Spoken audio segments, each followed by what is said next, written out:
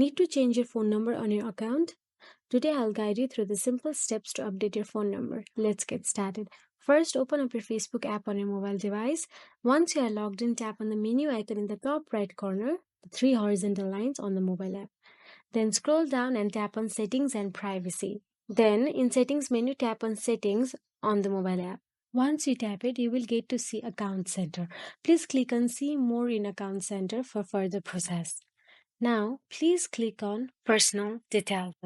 After that, you will get to see Contact Info. Please click on Contact Info for further process.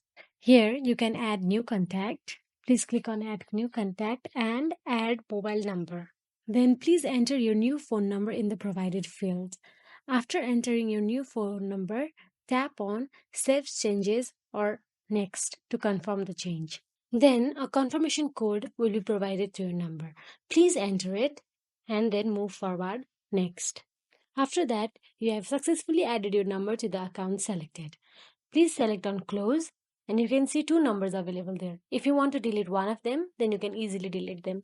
You just have to re-enter your password for security. Enter your password and continue.